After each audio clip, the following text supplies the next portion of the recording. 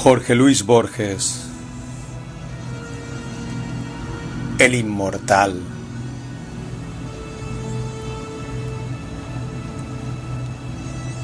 En Londres, a principios del mes de junio de 1929, el anticuario Joseph Kartapilus de Esmirna ofreció a la princesa de Lucinge los 6 volúmenes en cuarto menor, 1715-1720, de la Ilíada de Pope. La princesa los adquirió. Al recibirlos, cambió unas palabras con él. Era, nos dice, un hombre consumido y terroso, de ojos grises y barba gris, de rasgos singularmente vagos. Se manejaba con fluidez e ignorancia en diversas lenguas. En muy pocos minutos pasó del francés al inglés y del inglés a una conjunción enigmática de español de Salónica y de portugués de Macao. En octubre, la princesa oyó por un pasajero del Zeus que Kartapilus había muerto en el mar, al regresar a Esmirna, y que lo habían enterrado en la isla de Ios. En el último tomo de la Ilíada halló este manuscrito. El original está redactado en inglés y abunda en latinismos. La versión que ofrecemos es literal. 1. Que yo recuerde, mis trabajos empezaron en un jardín de Tebas, Hecatómpilos, cuando Diocleciano era emperador. Yo había militado sin gloria en las recientes guerras egipcias. Yo era tribuno de una legión que estuvo acuartelada en Berenice, frente al Mar Rojo. La fiebre y la magia consumieron a muchos hombres que codiciaban magnánimos el acero. Los mauritanos fueron vencidos. La tierra que antes ocuparon las ciudades rebeldes fue dedicada eternamente a los dioses plutónicos. Alejandría, debelada, imploró en vano la misericordia del César. Antes de un año las legiones reportaron el triunfo, pero yo logré apenas divisar el rostro de Marte. Esa privación me dolió y fue tal vez la causa de que yo me arrojara a descubrir, por temerosos y difusos desiertos, la secreta ciudad de los inmortales. Mis trabajos empezaron, he referido, en un jardín de Tebas. Toda esa noche no dormí, pues algo estaba combatiendo en mi corazón. Me levanté poco antes del alba. Mis esclavos dormían. La luna tenía el mismo color de la infinita arena. Un jinete rendido y ensangrentado venía del oriente. A unos pasos de mí rodó del caballo. Con una tenue voz insaciable me preguntó en latín el nombre del río que bañaba los muros de la ciudad. Le respondí que era el Egipto, que alimentaban las lluvias. Otro es el río que persigo, replicó tristemente, el río secreto que purifica de la muerte a los hombres. Oscura sangre le emanaba del pecho. Me dijo que su patria era una montaña que está del otro lado del Ganges, y que en esa montaña era fama que si alguien caminara hasta el occidente, donde se acaba el mundo, llegaría al río cuyas aguas dan la inmortalidad. Agregó que en la margen ulterior se eleva la ciudad de los inmortales, rica en baluartes y anfiteatros y templos. Antes de la aurora murió, pero yo determiné descubrir la ciudad y su río. Interrogados por el verdugo, algunos prisioneros mauritanos confirmaron la relación del viajero. Alguien recordó la llanura elísea, en el término de la tierra, donde la vida de los hombres es perdurable. Alguien, las cumbres donde nace el Páctolo, cuyos moradores viven un siglo. En Roma, conversé con filósofos que sintieron que dilatar la vida de los hombres era dilatar su agonía y multiplicar el número de sus muertes. Ignoro si creí alguna vez en la ciudad de los inmortales. Pienso que entonces me bastó la tarea de buscarla. Flavio, procónsul de Getulia, me entregó 200 soldados para la empresa. También recluté mercenarios que se dijeron conocedores de los caminos y que fueron los primeros en desertar. Los hechos ulteriores han deformado hasta lo inextricable el recuerdo de nuestras primeras jornadas. Partimos de Arsinoe y entramos en el abrasado desierto. Atravesamos el país de los trogloditas, que devoran serpientes y carecen del comercio de la palabra. El de los garamantas, que tienen las mujeres en común y se nutren de leones. El de los augilas, que solo veneran el tártaro. Fatigamos otros desiertos, donde es negra la arena, donde el viajero debe usurpar las horas de la noche, pues el fervor del día es intolerable. De lejos divisé la montaña que dio nombre al océano. En sus laderas crece el euforbio, que anula los venenos. En la cumbre habitan los sátiros, nación de hombres federales y rústicos, inclinados a la lujuria. Que esas regiones bárbaras, donde la tierra es madre de monstruos, pudieran albergar en su seno una ciudad famosa, a todos nos pareció inconcebible. Proseguimos la marcha, pues hubiera sido una afrenta retroceder. Algunos temerarios durmieron con la cara expuesta a la luna. La fiebre los ardió. En el agua depravada de las cisternas, otros vieron la locura y la muerte. Entonces comenzaron las deserciones, muy poco después los motines. Para reprimirlos, no vacilé ante el ejército de la severidad. Procedí rectamente, pero un centurión me advirtió que los sediciosos, ávidos de vengar la crucifixión de uno de ellos, maquinaban mi muerte. Huí del campamento con los pocos soldados que me eran fieles. En el desierto los perdí, entre los remolinos de arena y la vasta noche. Una flecha cretense me laceró.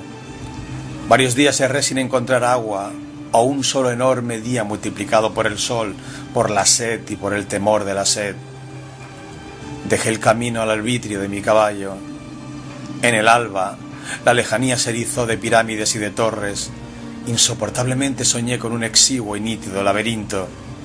En el centro había un cántaro. Mis manos casi lo tocaban, mis ojos lo veían, pero tan intrincadas y perplejas eran las curvas que yo sabía que iba a morir antes de alcanzarlo. 2.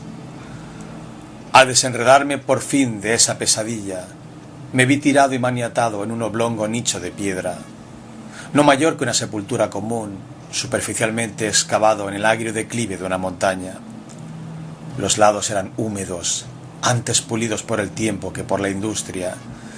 Sentí en el pecho un doloroso latido, sentí que me abrazaba la sed. Me asomé y grité débilmente. Al pie de la montaña se dilataba sin rumor un arroyo impuro, entorpecido por escombros y arena. En la opuesta margen resplandecía, bajo el último sol o bajo el primero, la evidente ciudad de los inmortales. Vi muros, arcos, frontispicios y foros. El fundamento era una meseta de piedra.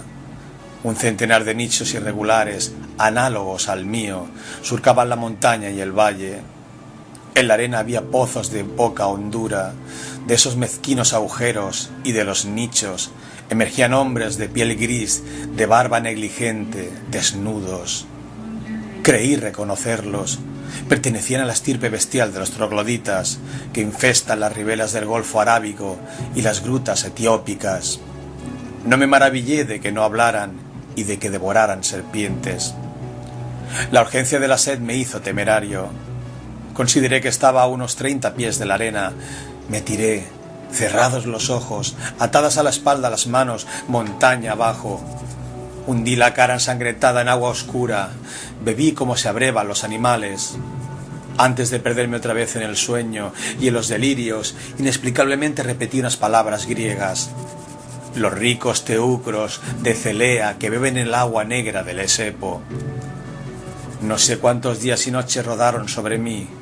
Doloroso, incapaz de recuperar el abrigo de las cavernas, desnudo en la ignorada arena, dejé que la luna y el sol jugaran con mi aciago destino.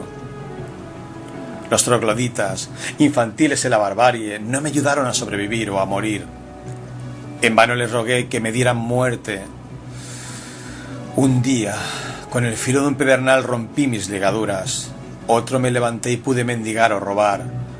Yo, Marco Flaminio Rufo, tribuno militar de una de las legiones de Roma, mi primera detestada ración de carne de serpiente. La codicia de ver a los inmortales, de tocar la sobrehumana ciudad, casi me daba morir, dormir. como si penetraran mi propósito. No dormían tampoco los trogloditas. Al principio inferí que me vigilaban, luego que se habían contagiado de mi inquietud, como podrían contagiarse los perros. Para alejarme de la bárbara aldea elegí la más pública de las horas, la declinación de la tarde, cuando casi todos los hombres emergen de las grietas y de los pozos y miran el poniente sin verlo. Oré en voz alta, menos para suplicar el favor divino que para intimidar a la tribu con palabras articuladas. Atravesé el arroyo que los médanos entorpecen y me dirigí a la ciudad. Confusamente me siguieron 2 o 3 hombres. Eran, como los otros de ese linaje, de menguada estatura. No inspiraban temor, sino repulsión. Debí rodear algunas hondonadas irregulares que me parecieron canteras. Ofuscado por la grandeza de la ciudad, yo la había querido cercana. Hacia la medianoche pisé, erizada de formas idólatras en la arena amarilla, la negra sombra de sus muros. Me detuvo una especie de horror sagrado. Tan abominadas del hombre son la novedad y el desierto, que me alegré de que uno de los trogloditas me hubiera acompañado hasta el fin. Cerré los ojos y aguardé, sin dormir, que relumbrara el día. He dicho que la ciudad estaba fundada sobre una meseta de piedra. Esta meseta, comparable a un acantilado, no era menos ardua que los muros. En vano fatigué mis pasos. El negro basamento no descubría la menor irregularidad. Los muros invariables no parecían consentir una sola puerta. La fuerza del día hizo que yo me refugiara en una caverna. En el fondo había un pozo, en el pozo una escalera que se abismaba hacia la tiniebla inferior. Bajé por un caos de sórdidas galerías, llegué a una vasta cámara circular, apenas visible. Había 9 puertas en aquel sótano. 8 daban a un laberinto que falazmente desembocaba en la misma cámara. La 9ª, a través de otro laberinto, daba a una segunda cámara circular. Igual a la primera, ignoro el número total de las cámaras. Mi desventura y mi ansiedad las multiplicaron. El silencio era hostil y casi perfecto. Otro rumor no había en esas profundas redes de piedra que un viento subterráneo, cuya causa no descubrí. Sin ruido se perdían entre las grietas hilos de agua herrumbrada. Horriblemente me habitué a ese dudoso mundo. Consideré increíble que pudiera existir otra cosa que sótanos provistos de 9 puertas y que sótanos largos que se bifurcan. Ignoro el tiempo que debí caminar bajo tierra. Sé que alguna vez confundí, en la misma nostalgia, la atroz aldea de los bárbaros y mi ciudad natal entre los racimos. En el fondo de un corredor, un no previsto muro me cerró el paso. Una remota luz cayó sobre mí. Alcé los ofuscados ojos. En lo vertiginoso, en lo altísimo, vi un círculo de cielo tan azul que pudo parecerme de púrpura. Unos peldaños de metal escalaban el muro. La fatiga me relajaba, pero subí, solo deteniéndome a veces para torpemente sollozar de felicidad. Fui divisando capiteles y astrágalos, frontones triangulares y bóvedas, confusas pompas del granito y del mármol. Así me fue deparado a ascender de la ciega región de negros laberintos entretejidos a la resplandeciente ciudad. Emergía una suerte de plazoleta, mejor dicho, de patio. Lo rodeaba un solo edificio de forma irregular y altura variable. A ese edificio heterogéneo pertenecían las diversas cúpulas y columnas. Antes que ningún otro rasgo de ese monumento increíble, me suspendió lo antiquísimo de su fábrica. Sentí que era anterior a los hombres, anterior a la tierra. Esa notoria antigüedad, aunque terrible de algún modo para los ojos, me pareció adecuada al trabajo de obreros inmortales. Cautelosamente al principio, con indiferencia después, con desesperación al fin, erré por escaleras y pavimentos del inextricable palacio. Después averigüé que eran inconstantes la extensión y la altura de los peldaños, hecho que me hizo comprender la singular fatiga que me infundieron. Este palacio es fábrica de los dioses, pensé primeramente. Exploré los inhabitados recintos y corregí. Los dioses que lo edificaron han muerto. Noté sus peculiaridades y dije: los dioses que lo edificaron estaban locos. Lo dije, bien lo sé, con una incomprensible reprobación que era casi un remordimiento, con más horror intelectual que miedo sensible. A la impresión de enorme antigüedad se agregaron otras, la de lo interminable, la de lo atroz, la de lo complejamente insensato. Yo había cruzado un laberinto, pero la nítida ciudad de los inmortales me atemorizó y repugnó. Un laberinto es una casa labrada para confundir a los hombres. Su arquitectura, pródiga en simetrías, está subordinada a ese fin. En el palacio que imperfectamente exploré, la arquitectura carecía de fin. Abundaba en el corredor sin salida, la alta ventana inalcanzable, la aparatosa puerta que daba a una celda o a un pozo, las increíbles escaleras inversas, con los peldaños y la balaustrada hacia abajo. Otras, adheridas aéreamente al costado de un muro monumental, morían sin llegar a ninguna parte. Al cabo de 2 o 3 giros, en la tiniebla superior de las cúpulas, ignoro si todos los ejemplos que he enumerado son literales, sé que durante muchos años infestaron mis pesadillas. No puedo ya saber si tal o cual rasgo es una transcripción de la realidad o de las formas que desatinaron mis noches. Esta ciudad, pensé, es tan horrible que su mera existencia y perduración, aunque en el centro de un desierto secreto, contamina el pasado y el porvenir, de algún modo compromete a los astros. Mientras perdure, nadie en el mundo podrá ser valeroso o feliz. No quiero describirla. Un caos de palabras heterogéneas, un cuerpo de tigre o de toro, en el que pulularan monstruosamente, conjugados y odiándose, dientes, órganos y cabezas, pueden, tal vez, ser imágenes aproximativas. No recuerdo las etapas de mi regreso, entre los polvorientos y húmedos hipogeos. Únicamente sé que no me abandonaba el temor de que, al salir del último laberinto, me rodeara otra vez la nefanda ciudad de los inmortales. Nada más puedo recordar. Ese olvido, ahora insuperable, fue quizá voluntario. Quizá las circunstancias de mi evasión fueron tan ingratas que en algún día, no menos olvidado también, he jurado olvidarlas. 3. Quienes hayan leído con atención el relato de mis trabajos recordarán que un hombre de la tribu me siguió como un perro podía seguirme, hasta la sombra irregular de los muros. Cuando salí del último sótano, lo encontré en la boca de la caverna.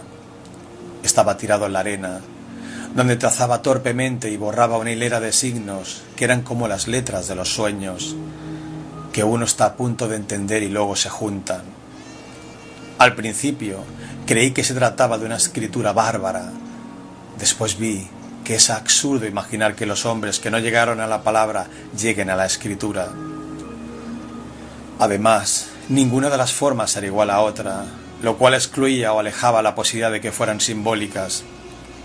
El hombre las trazaba, las miraba y las corregía. De golpe, como si le fastidiara ese juego, las borró con la palma y el antebrazo. Me miró. No pareció reconocerme. Sin embargo, tan grande era el alivio que me inundaba, o tan grande y medrosa mi soledad, que di en pensar que ese rudimental troglodita que me miraba desde el suelo de la caverna había estado esperándome. El sol caldeaba la llanura. Cuando emprendimos el regreso a la aldea, bajo las primeras estrellas, la arena era ardorosa bajo los pies. El troglodita me precedió. Esa noche concebí el propósito de enseñarle a reconocer y acaso a repetir algunas palabras. El perro y el caballo, reflexioné, son capaces de lo primero, muchas veces como el ruiseñor de los Césares, de lo último. Por muy vasto que fuera el entendimiento de un hombre, siempre sería superior al de irracionales. La humildad y miseria del troglodita me trajeron a la memoria la imagen de Argos, el viejo perro moribundo de la Odisea, y así le puse el nombre de Argos y traté de enseñárselo. Fracasé y volví a fracasar. Los arbitrios, el rigor y la obstinación fueron del todo vanos, Inmóvil, con los ojos inertes, no parecía percibir los sonidos que yo procuraba inculcarle. A unos pasos de mí, era como si estuviera muy lejos. Echado en la arena, como una pequeña y ruinosa esfinge de lava, dejaba que sobre él giraran los cielos, desde el crepúsculo del día hasta el de la noche. Juzgué imposible que no se percatara de mi propósito. Recordé que es fama entre los etíopes que los monos deliberadamente no hablan para que no los obliguen a trabajar, y atribuí a su suspicacia o a temor el silencio de Argos. De esa imaginación pasé a otras, aún más extravagantes. Pensé que Argos y yo participábamos de universos distintos.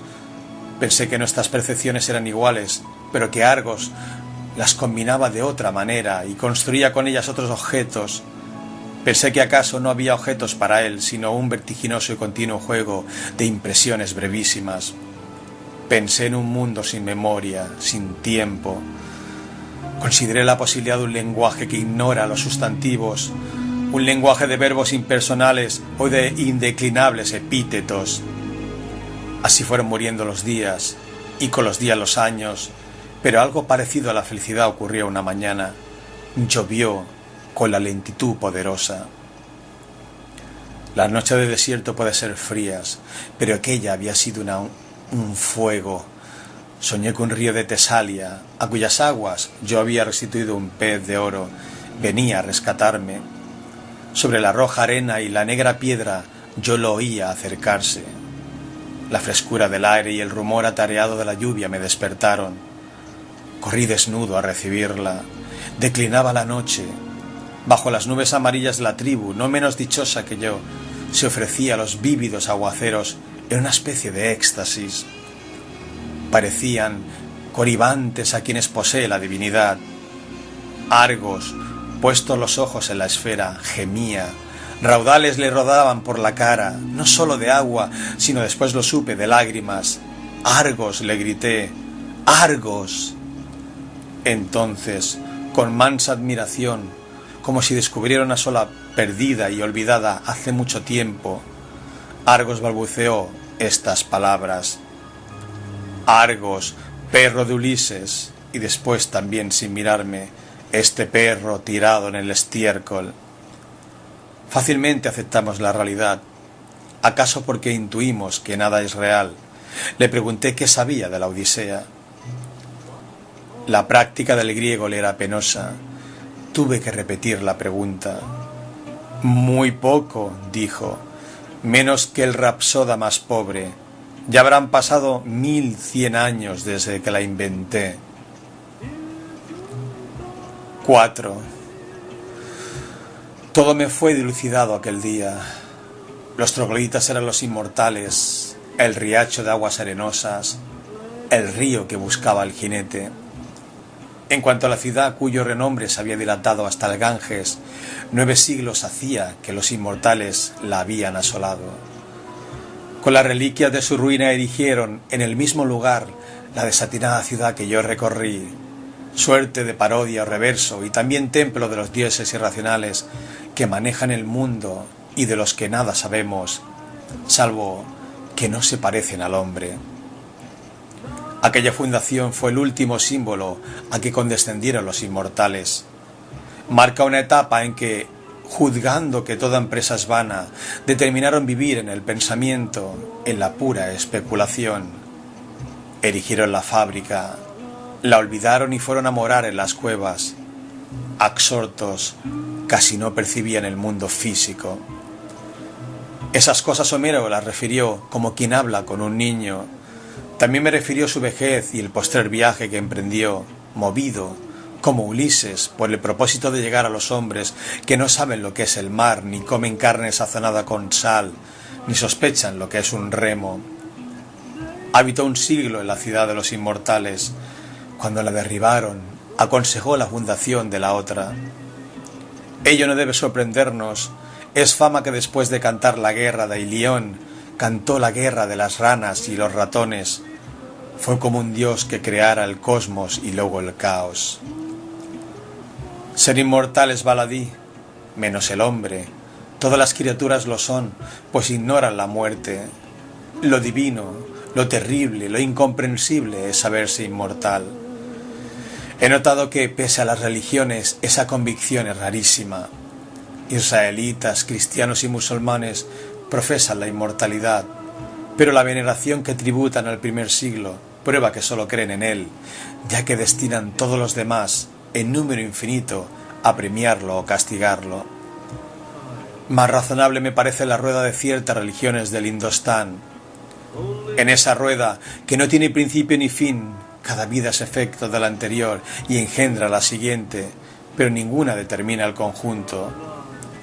Adoctrinada por un ejercicio de siglos, la República de Hombres Inmortales había logrado la perfección de la tolerancia y casi del desdén. Sabía que en un plazo infinito le ocurren a todo hombre todas las cosas. Por sus pasadas o futuras virtudes todo hombre es acreedor a toda bondad, pero también a toda traición, por sus infamias del pasado o del porvenir. Así como los juegos de azar y las cifras pares y las cifras impares tienden al equilibrio, así también se anulan y se corrigen el ingenio y la estolidez. ¿Y acaso el rústico poema del Cid es el contrapeso exigido por un solo epíteto de las églogas o por una sentencia de Heráclito? El pensamiento más fugaz obedece a un dibujo invisible y puede coronar o inaugurar una forma secreta. Sé de quienes obraban el mal para que en los siglos futuros resultara el bien, o hubiera resultado los ya pretéritos. Encarados así, todos nuestros actos son justos, pero también son indiferentes. No hay méritos morales o intelectuales. Homero compuso la Odisea, postulado un plazo infinito, con infinitas circunstancias y cambios. Lo imposible es no componer, siquiera una vez, la Odisea. Nadie es alguien, un solo hombre inmortal es todos los hombres. Como Cornelio Agripa, soy Dios, soy héroe, soy filósofo, soy demonio y soy mundo, lo cual es una fatigosa manera de decir que no soy. El concepto del mundo como sistema de precisas compensaciones influyó vastamente en los inmortales. En primer término, los hizo invulnerables a la piedad. He mencionado las antiguas canteras que rompían los campos de la otra margen. Un hombre se despeñó en la más honda. No podía lastimarse ni morir, pero lo abrasaba la sed. Antes que lo arrojaran una cuerda pasaron 70 años. Tampoco interesaba el propio destino. El cuerpo era un sumiso animal doméstico y le bastaba, cada mes, la limosna de unas horas de sueño, de un poco de agua y de una piltrafa de carne. Que nadie quiera rebajarnos a ascetas. No hay placer más complejo que el pensamiento, y a él nos entregamos. A veces, un estímulo extraordinario nos restituía al mundo físico. Por ejemplo, aquella mañana, el viejo goce elemental de la lluvia. Esos lapsos eran rarísimos. Todos los inmortales eran capaces de perfecta quietud. Recuerdo alguno a quien jamás he visto de pie. Un pájaro anidaba en su pecho. Entre los corolarios de la doctrina de que no hay cosa que no esté compensada por otra, hay uno de muy poca importancia teórica, pero que nos indujo a fines o a principios del siglo X a dispersarnos por la faz de la tierra. Cabe en estas palabras: existe un río cuyas aguas dan la inmortalidad, en alguna región habrá otro río cuyas aguas la borren. El número de los ríos no es infinito. Un viajero inmortal que recorra el mundo acabará algún día por haber bebido de todos. Nos propusimos descubrir ese río. La muerte, o su alusión, hace preciosos y patéticos a los hombres. Estos se conmueven por su condición de fantasmas. Cada acto que ejecutan puede ser el último. No hay rostro que no esté por desdibujarse como el rostro de un sueño. Todo, entre los mortales, tiene el valer de lo irrecuperable y de lo azaroso. Entre los inmortales, en cambio, cada acto y cada pensamiento es el eco de otros que en el pasado lo antecedieron, sin principio visible, o el fiel presagio de otros que en el futuro lo repetirán hasta el vértigo. No hay cosa que no esté como perdida entre infatigables espejos. Nada puede ocurrir una sola vez, nada es preciosamente precario. Lo elegíaco, lo grave, lo ceremonial, nos rigen para los inmortales. Homero y yo nos separamos en las puertas del Tánger. Creo que no nos dijimos adiós. 5. Recorrí nuevos reinos, nuevos imperios. En el otoño de 1066 milité en el puente de Stamford. Ya no recuerdo si en las filas de Harold, que no tardó en hallar su destino, o las de aquel infausto Harald Hardrada, que conquistó 6 pies de tierra inglesa, o un poco más.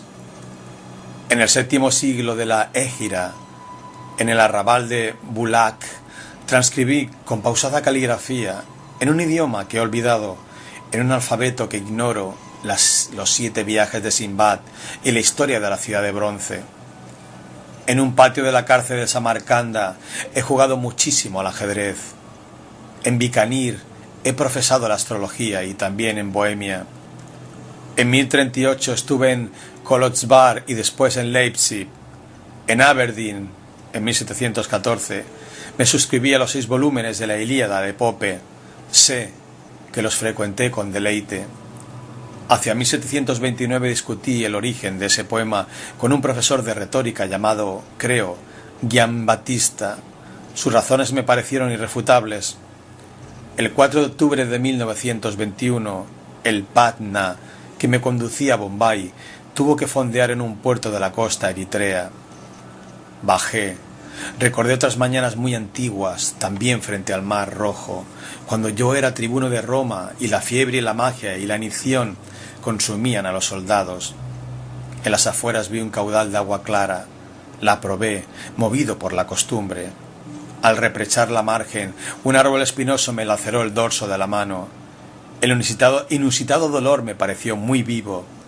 Incrédulo, silencioso y feliz, contemplé la preciosa formación de una lenta gota de sangre. De nuevo soy mortal, me repetí. De nuevo me parezco a todos los hombres. Esa noche dormí hasta el amanecer. He revisado al cabo de un año estas páginas. Me consta que se ajustan a la verdad, pero en los primeros capítulos y aun en ciertos párrafos de los otros creo percibir algo falso. Ello sobra, tal vez, del abuso de rasgos circunstanciales, procedimiento que aprendí de los poetas y que todo lo contamina la falsedad, ya que esos rasgos pueden abundar en los hechos, pero no en su memoria. Creo, sin embargo, haber descubierto una razón más íntima. La escribiré, no importa que me juzguen fantástico. La historia que he narrado parece irreal porque en ella se mezclan los sucesos de 2 hombres distintos. En el primer capítulo el jinete quiere saber el nombre del río que baña las murallas de Tebas. Flaminio Rufo, que antes ha dado a la ciudad el epíteto de Hecatópilos, dice que el río es el Egipto.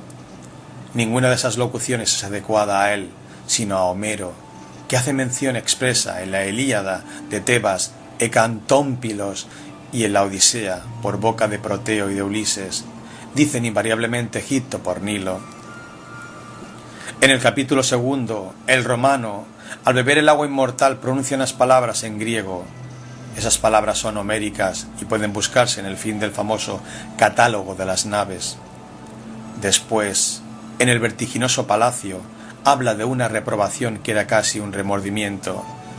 Esas palabras corresponden a Homero, que había proyectado ese horror. Tales anomalías me inquietaron. Otras, de orden estético, me permitieron descubrir la verdad. El último capítulo las incluye. Ahí está escrito que milité en el puente de Stamford, que transcribí en Bulak los viajes de Sinbad el marino y que me suscribí en Aberdeen a la Ilíada inglesa de Pope. Se lee inter alia. En Bikanir he profesado la astrología y también en Bohemia. Ninguno de esos testimonios es falso. Lo significativo es el hecho de haberlos destacado. El primero de todos parece convenir a un hombre de guerra, pero luego se advierte que el narrador no repara en lo bélico y sí la suerte de los hombres. Los que siguen son más curiosos. Una oscura razón elemental me obliga a registrarlos. Lo hice porque sabía que eran patéticos. No lo son, dichos por el romano Flaminio Rufo. Lo son, dichos por Homero. Es raro que éste copie, en el siglo XIII, las aventuras de Simbad, de otro Ulises, y descubre a la vuelta de muchos siglos, en un reino boreal y un idioma bárbaro, las formas de su Ilíada. En cuanto a la oración que recoge el nombre de Bicanir, se ve que la ha fabricado un hombre de letras, ganoso, como el autor del catálogo de las naves, de mostrar vocablos espléndidos. Cuando se acerca al fin, ya no quedan imágenes del recuerdo, solo quedan palabras. No es extraño que el tiempo haya confundido las que alguna vez me representaron con las que fueron símbolos de la suerte de quien me acompañó tantos siglos.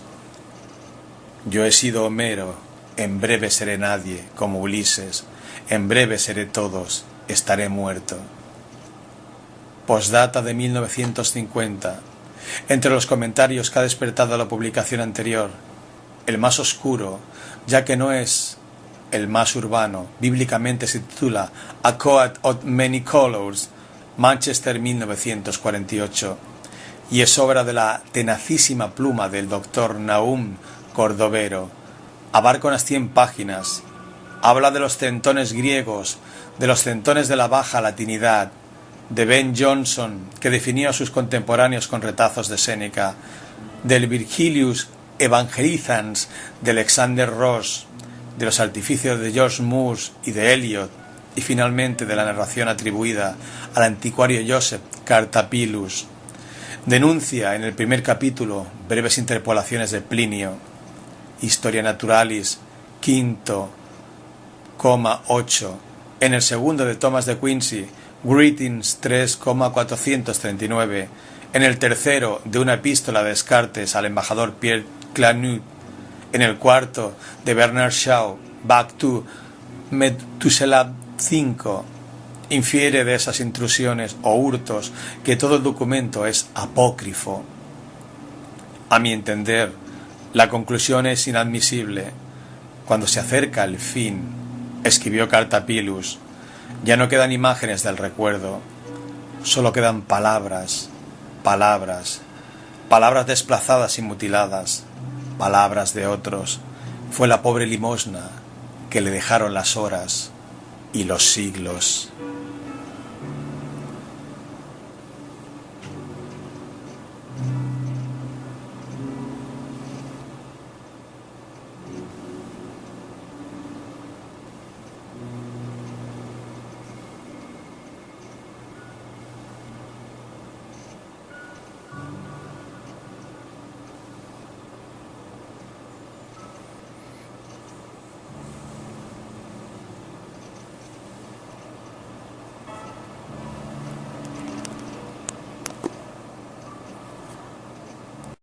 Los ricos teucros de Celea que beben el agua negra del Esepo. No sé cuántos días y noches rodaron sobre mí, doloroso, incapaz de recuperar el abrigo de las cavernas, desnudo en la ignorada arena, dejé que la luna y el sol jugaran con mi aciago destino. Los trogloditas, infantiles en la barbarie, no me ayudaron a sobrevivir o a morir. En vano les rogué que me dieran muerte. Un día, con el filo de un pedernal rompí mis ligaduras. Otro me levanté y pude mendigar o robar. Yo, Marco Flaminio Rufo, tribuno militar de una de las legiones de Roma, mi primera detestada ración de carne de serpiente. La codicia de ver a los inmortales, de tocar la sobrehumana ciudad, casi me daba morir, dormir. Como si penetraran mi propósito, no dormían tampoco los trogloditas. Al principio inferí que me vigilaban, luego que se habían contagiado de mi inquietud, como podrían contagiarse los perros. Para alejarme de la bárbara aldea elegí la más pública de las horas, la declinación de la tarde, cuando casi todos los hombres emergen de las grietas y de los pozos y miran el poniente sin verlo. Oré en voz alta, menos para suplicar el favor divino que para intimidar a la tribu con palabras articuladas. Atravesé el arroyo que los médanos entorpecen y me dirigí a la ciudad. Confusamente me siguieron 2 o 3 hombres. Eran, como los otros de ese linaje, de menguada estatura. No inspiraban temor, sino repulsión. Debí rodear algunas hondonadas irregulares que me parecieron canteras. Ofuscado por la grandeza de la ciudad, yo la había querido cercana. Hacia la medianoche pisé, erizada de formas idólatras en la arena amarilla, la negra sombra de sus muros. Me detuvo una especie de horror sagrado. Tan abominadas del hombre son la novedad y el desierto, que me alegré de que uno de los trogloditas me hubiera acompañado hasta el fin. Cerré los ojos. Jorge Luis Borges. El inmortal.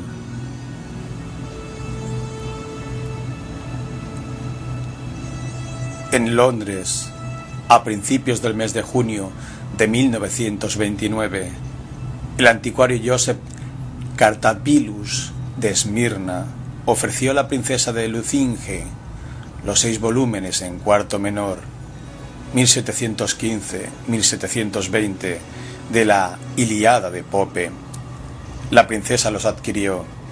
Al recibirlos, cambió unas palabras con él. Era, nos dice, un hombre consumido y terroso, de ojos grises y barba gris, de rasgos singularmente vagos.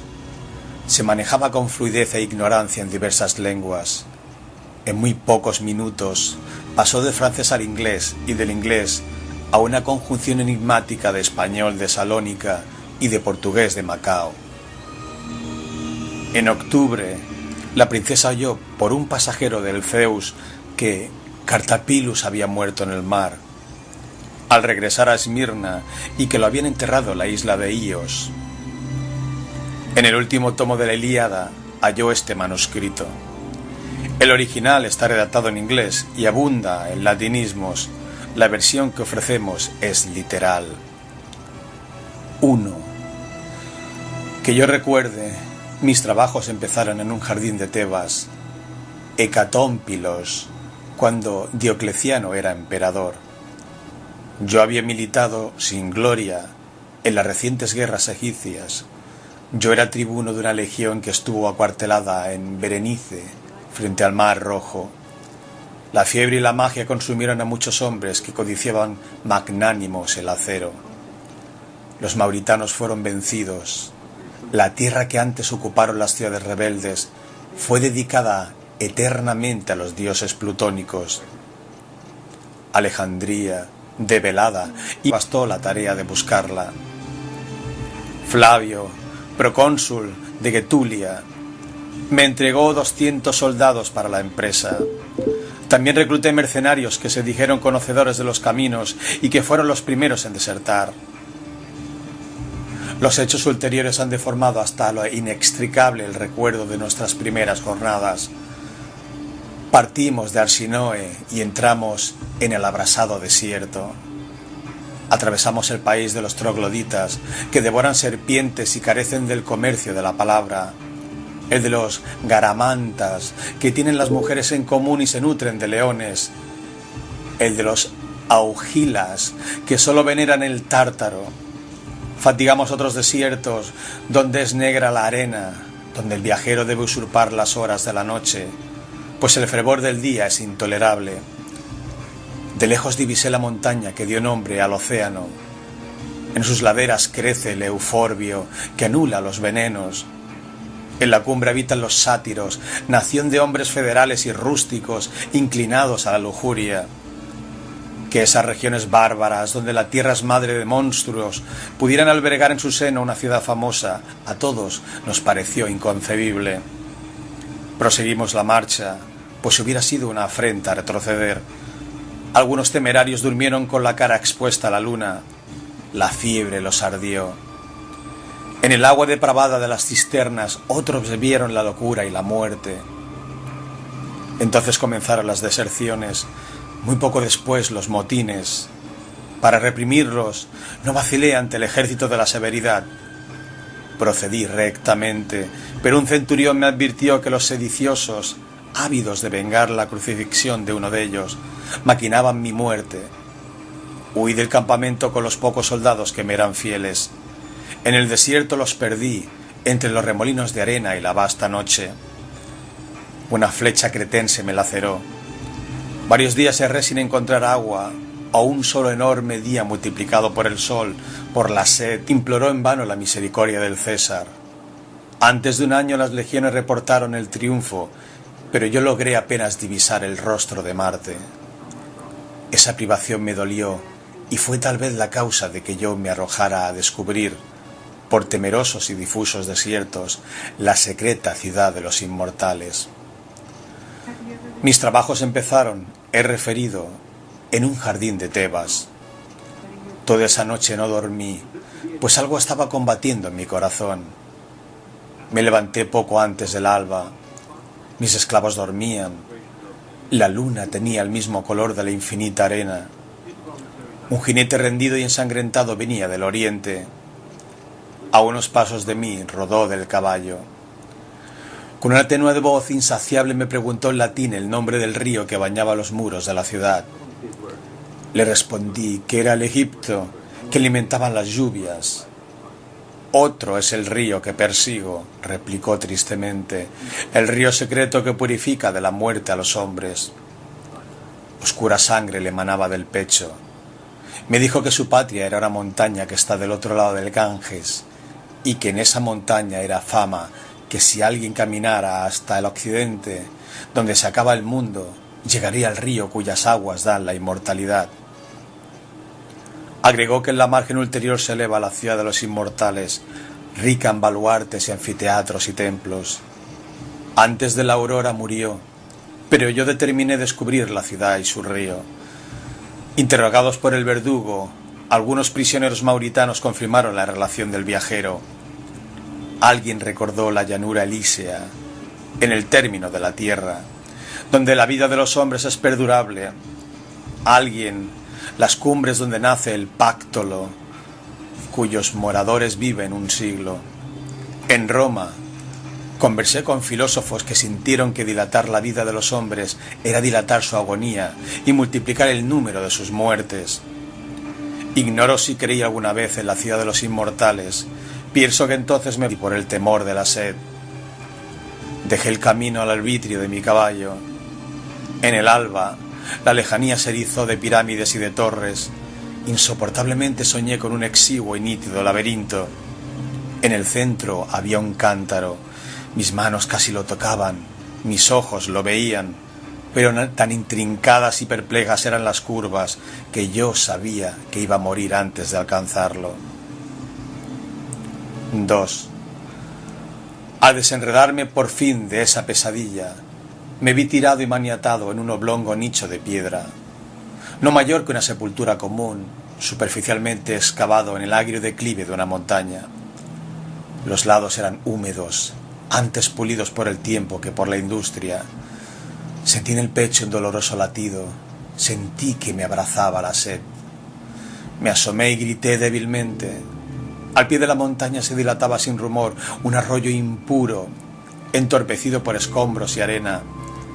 En la opuesta margen resplandecía, bajo el último sol o bajo el primero, la evidente ciudad de los inmortales.